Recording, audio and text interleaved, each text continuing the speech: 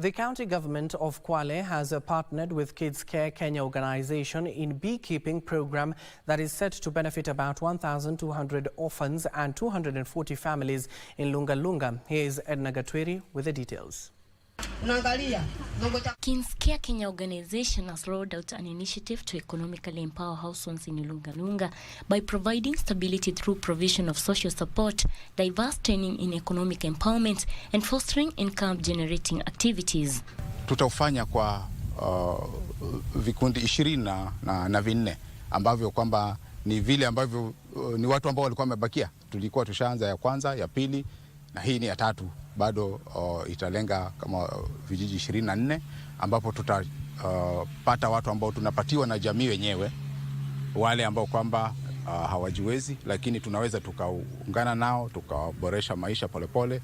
Mwishowe ni kwamba wakaweze kuwa wanaweza kujisimamia. Pia mimi ninasikia kushukuru kwa sababu nilikuwa sijui maana ya nyuki.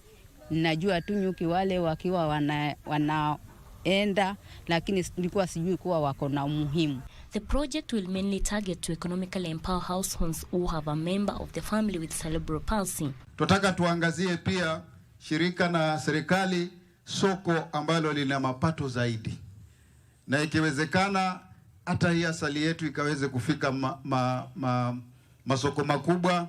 The beekeeping program will also focus on environmental conservation. Edna Murungi for Lunchtime News.